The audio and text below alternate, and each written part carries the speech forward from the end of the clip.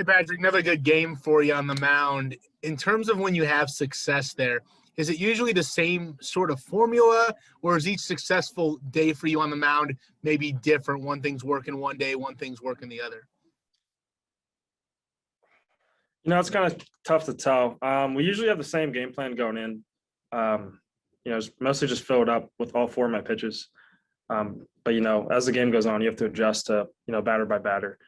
And I had to do that after the third inning, kind of made an adjustment with kind of how to approach them because it seemed like they changed their approach after the second inning. And, that's when they kind of found some barrels off me. Okay, we'll go next to Brady. Hey, Patrick, how does it feel to kind of get your first Big 12 win under your belt after coming off yesterday, falling 2-0? Yeah, it was huge. Last night's loss hurt. But, we knew we had to come back and the bats were going to come alive. I had full confidence in our offense. Getting shut out 2 times in a row isn't really a thought with our offense. So I knew if I just threw strikes, minimize the damage, we'd come out on top.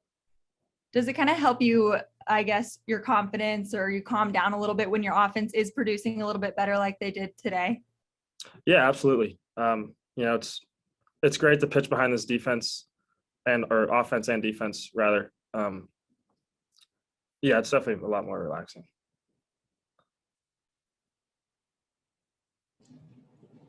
Okay, we'll go next to Don.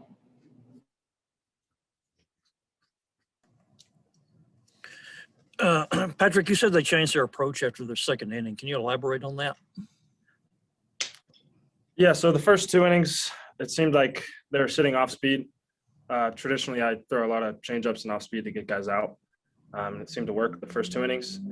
And they almost were sitting fastball with 2 strikes. So as I changed, they changed as well because I thought they were on top of it. And then once I realized they were hitting 2-strike fastballs, up in the count, that's when I went back to off speed. No matter if I had to throw it 3 times, 4 times in a row, didn't really matter. You kind of alluded to it a little bit, the defense helping you, but you get double plays in the 5th, 6th, and 7th innings, kind of helping, I guess, ease pitch count. And also, Jace Young made some nice plays. What do you think of his day today? Yeah, he's known for his bat, but, he really showed up today with his glove. It was very fun to pitch behind and watch him make those plays. If it wasn't for those plays, I think the outcome would have been different. With Micah Dallas out there in the pen, obviously, I don't know that you necessarily need to go deeper in the game, but having 86 pitches today, how'd you feel about where you were pitch count wise, and did you want to go back out in the 7th? I absolutely wanted to go back out, but when I heard it was Micah, there's really not much you need to say. He's going to go in there and shut the door. He's going to be lights out, which he was today.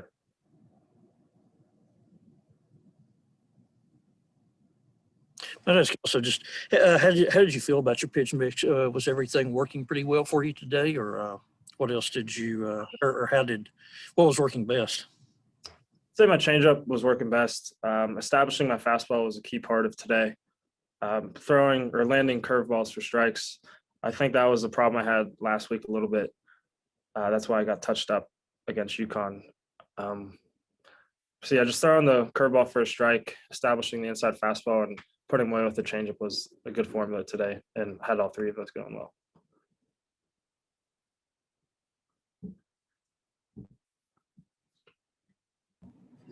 Okay, we'll go next to Phil. Yeah, Patrick, your first Big 12 game and the increased capacity at the ballpark today. What do you think of the crowd, and did it sort of help you at all get pumped up or focus or anything like that? I think we have the best fans in college baseball. Aside of that, the fans don't really impact me too much. I try to just stay pitch to pitch, not really get too caught up in that, looking around and hearing the noises or whatnot. All right, we'll finish up with Patrick. We'll go to Eric. Random question, I guess not as much on the field, but I know some players don't really read press or social media or anything like that. Well, was it cool to see your face pop up in your hometown paper, thousands of miles away? Yeah, it was pretty neat. When I got the call from the Post Gazette, that's like the big newspaper back home for those of you guys that don't know. It was pretty cool to be featured in there, and I got a lot of phone calls and texts from family and friends, just reaching out and supporting and congratulating me, on the success this far. Micah, you strike out the side in the 8th inning. How did you feel, I guess, when you walked off the mound in the 8th? And how'd you feel about kind of how things went in the 9th? Yeah, I was at a high in the 8th inning. The crowd had my back. We had the momentum going in, and I think just going back out there in the 9th, I just kind of lost that first batter, and I guess that's something I got to work on. Just coming out there with a fully focused, not just halfway, I guess. But I got back in there, and the next batter, I got that feel back for how I'm supposed to be feeling up there. And there were still a little nubber here that got a hit, but I was fully confident in myself. Gus suggested on the TV broadcast that it looked like you and Braxton might have gotten crossed up once or twice. Was that the case, or what happened on the balls that got away? Yeah, that's I'm taking responsibility on that one right there. That's Braxton was doing the right thing, and we just kind of got mixed up on it a little bit. How you've been a high leverage reliever. Which do you prefer, and how have you settled into this role? I know Tim said last year you were going back into the rotation right when the pandemic hit. How do you feel about being back in that kind of 3-inning relief role? Yeah, I definitely prefer the start, but like you said, the high leverage situations, I live for that. I feel like there's no one, when I'm up there, especially, I have the confidence that there's no one in the world that our team would rather have up there when I'm up there in a high leverage situation. And, that may not be the case, but that's what my mentality is. So, I love that energy and that just, trying to secure the win for my team.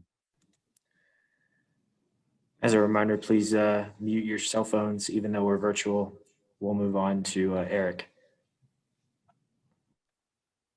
Micah, as a fellow pitcher, what do you kind of admire about what Patrick's been able to do out on the mound this season? Yeah, he's been absolutely spectacular. Obviously everyone's finally seeing it. It took about 4 or 5 years too late. Yeah, 5 years too late. But I'm extremely excited that he's getting the attention and all the recognition that he deserves and he's worked for. When I think of Patrick, I think of a pitcher. There's a difference between a thrower and a pitcher. And throwers go out there and just, try to throw it as hard as they can, not knowing where it's going. But that's not him. He has the control and the stuff and the movement that a pitcher needs to be successful with. And, he does have a fastball that can make the batters late for sure. But he would rather strike him out on something else than, not know where the ball's going. So I admire him for that. All right, we'll go to Brady and then Phil. Hey, Micah, congrats on the win. You mentioned the 8th inning a little bit, but what kind of pitches were working for you in that inning specifically? Yeah, I would definitely say the slider. Brendan Gurton out there in the bullpen said, show him that Big 12 slider. And so, that he just kept telling me that all day. And so, I had that mentality of, let's do this. And, I've faced them a couple of times my freshman year and, they had a hard time hitting that back then too. So, I figured why not go back to it? And then going into that 9th inning with the 3-run cushion, I believe, how does that help you maybe calm down or go into that inning with a little bit of confidence trying to secure that first win? Yeah, that definitely helps, having the confidence that our offense gave me. You don't have to be too fine. You don't have to strike everyone out to stop, just one person scoring. You can give up a couple runs, honestly, as long as, you're pitching comfortable and, pitching to the out. So. And I know you guys have had some success already so far this season, but just getting that first Big 12 win, how was kind of the locker room or the feel after the game with you guys? Yeah, we're all upbeat for sure. It's kind of like a basketball player finally seeing the ball go in the hoop, and that's all you really need sometimes. And so, we got that first Big 12 win, and I'm very confident we're gonna keep going on this momentum. Micah, coming out of the bullpen, pitchers don't have to worry about pitch count as much and can maybe reach back and throw a little harder. Do you think your stuff sort of is? How do you think your stuff is suited for that role coming out of the bullpen? That's a great question. I really don't change how I throw. I kind of treat it like a start because that's what I've done and that's what I know how to do. So I just I do me. I don't let the situation change how I'm going to go out and compete. So, my stuff stays the same. My mentality stays the same. It's, I'm going to strike you out. I'm better than you. And let's see what you got. So. Time for just a couple more. Sorry, I had one more. But going into that last at bat with a couple runners on base, and obviously they push one across on you. Can you just sort of take me through what your approach was in getting that last hitter out? Yeah, my approach was I'm not going to let him get a hit. The crowd had my back. They were feeding, I was feeding off that energy. But my approach was just like it's always, just trying to get the guy out every time. And, having 2 outs at that point, I didn't have to, get pitched the strikeout or anything. I could, pitch to the ground ball or fly out. And, Drew did a great job of, making that final out.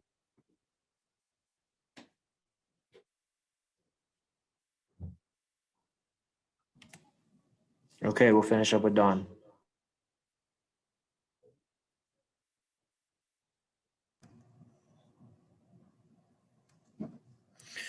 Hey, Micah, how would you compare and contrast yourself with John McMillan? I would compare us to our competitiveness. I would say that that's very similar. He would show a lot of emotion out there, and he would have the full utmost confidence in himself. I would say our stuff is quite different.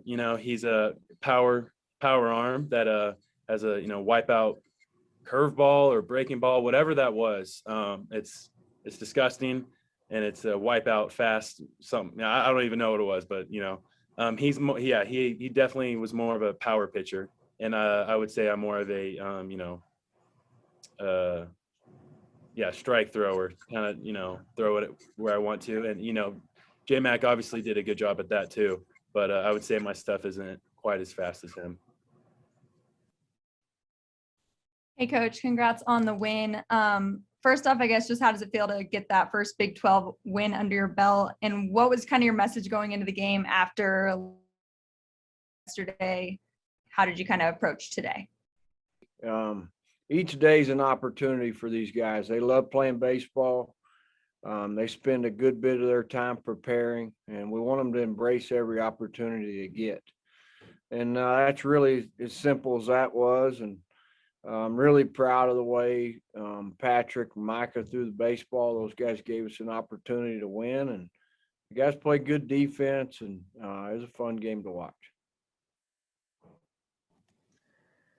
right, we'll go next to Don.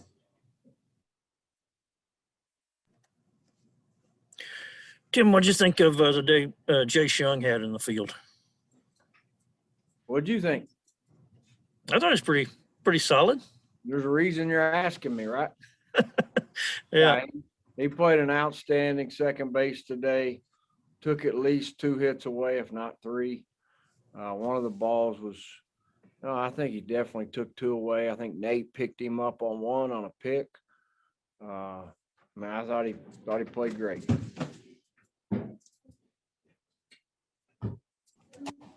Okay, we'll go to Eric. You in Indianapolis, Don? No? No, I'm sitting here in the office. Okay. Coach, with a guy like Micah who can fill both roles of a starter and a guy who comes in when you need him in the middle of an inning or just in the middle of the game in general. What about his makeup do you like about what makes him a good guy who can come out of the bullpen and get you out of tough situations? Oh, I think we like him at any time. He's aggressive, gonna attack, gonna pitch ahead in the count. Obviously has, the wipeout breaking ball to go with it. Like everything about him. Probably the number one trait's just his aggressiveness. We'll go to Phil. Yeah, Tim, you talked a bit about the defense, and then Cal also had that bunt that led to the error with a couple of runs. When your offense isn't maybe putting up a ton of runs, how big is it to sort of nail the fundamentals part of the game? Sometimes it can be, you're talking about the fundamentals of offense.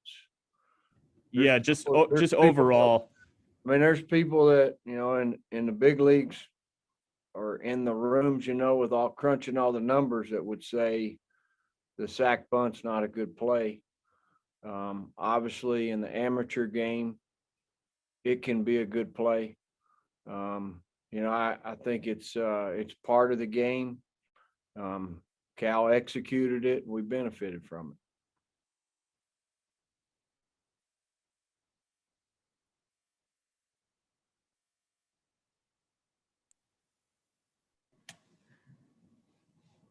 All right. Anything else? Oh, I see Eric. Go ahead, Eric. Coach, you might have mentioned it just in the run of questions, but if you had to pick an area that was a difference between one team winning and one team losing today, what would that area be? Oh, wow. Robleski was really good. Campbell was good. Our two guys were good. Good fortune, good defense, ball bouncing your way. Sometimes that's, use old Ron Washington deal. That's baseball. And, that's just the ball bounced our way today.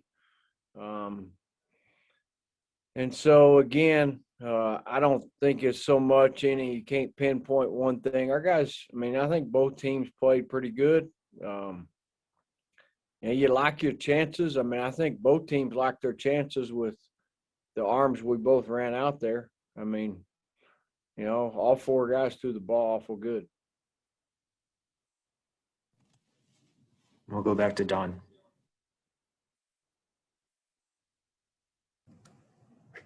Hey, Tim, since Micah has succeeded in whatever role you have put him in, starting or high leverage relief, as long as he has been here, what kind of goes into the decision on how to use him, either from 1 week to the next or from one season to the next? Yeah, it really depends on where we are. As far as season to season, if you wanted to answer that question, and where he is. And where he is right now is he could do either one. And we really like, right now, obviously, this weekend, any of our starters and him in the bullpen, we like our chances. And so that's, because those guys threw the ball good last weekend. It wasn't the right time to make a move. That opportunity could present itself. And right now he's a great teammate, and he's willing to do whatever, we need him to do to win games. At the same time, I think he could go start for us, like you just said, every weekend. And people know that. He strikes it. He made it look pretty easy the first two innings, the seventh and the eighth, and he strikes out the side in the eighth. What do you think the difference was between the seventh and eighth with him and the ninth when he ran into a little trouble there? No, he was ahead in the count in the eighth. Seventh inning, first guy ambushed him, singled, and he had a little bit of traffic. The next inning, he was ahead in the count. In the ninth, he wasn't so much ahead in the count early in the inning. Kind of created a little traffic.